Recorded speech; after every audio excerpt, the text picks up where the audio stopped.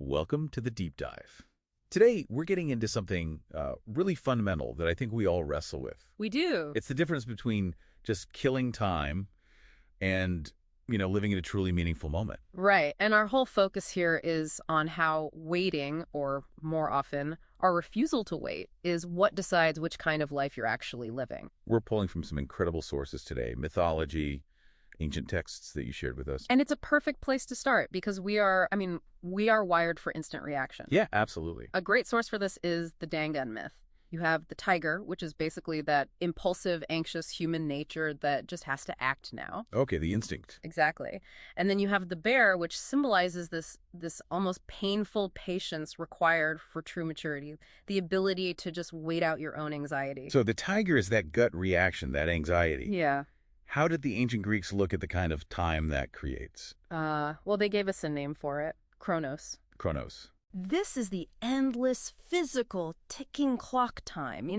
Think of the god Kronos himself. He was so terrified of the future. He devoured his own children. He literally devoured them. It's this powerful symbol for how a meaningless routine, that Kronos time, just consumes life before it can even mean anything. And the meaningful time, that's Kairos. That only started when Zeus overthrew Kranos.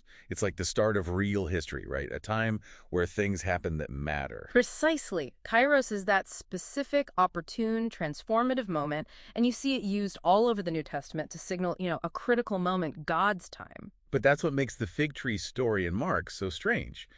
I mean, Jesus curses a fig tree for not having fruit, but the text says flat out it wasn't the Kairos the right season for figs. It feels like a total contradiction. It does. So why expect fruit if the timing is just wrong?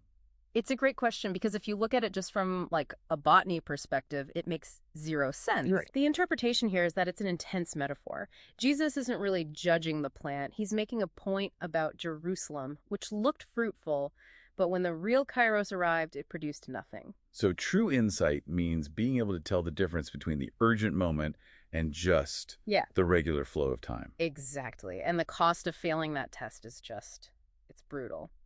And that brings us to our case study, King Saul. Oh, this story. I mean, you have to picture the scene. It's from 1 Samuel. Saul is facing this Philistine army. And it's described as being as numerous as the sand on the seashore. An impossible number.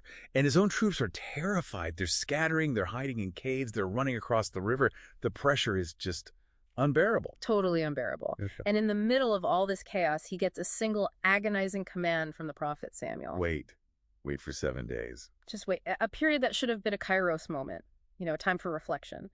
But when Samuel doesn't show up right on the dot on that seventh day, Saul cracks. He does. He gives in to that fear, that pressure. He chooses efficiency over waiting. He offers the sacrifice himself, which was not his role to do. And of course, the second he finishes, Samuel arrives. The timing is just devastating. It is. And Saul's defense is the key to all of this. He says he was driven by necessity. He basically says, the situation made me do it. So he wasn't looking for God's will. He was looking for, a quick fix. Yeah. A way to calm everyone down. He was looking for psychological assurance, a ritual to stop his own anxiety and keep his army from disappearing. He confused his deadline with God's Kairos. And that one act, that failure to wait, cost him his entire kingdom. It did. Which really brings us to the main takeaway here for us. True faith, or even just mature knowledge, it isn't about demanding the result you want when you want it. It's about allowing that Kairos moment to unfold, even when the anxiety feels unbearable. That's it. So the waiting isn't empty time. It's actually the opposite. It's the space where our own plans and our fears get broken down so something new, something true can be built. The waiting is the work. Absolutely. Which leaves a final provocative thought for you, the learner. If your prayer or your effort is just you notifying the world of a decision you've already made in your head, are you actually seeking a real answer? Or are you just looking for that psychological assurance, just like Saul? Think about it. Could the very things you're rushing to fix be the things that are meant to be transformed by your patience?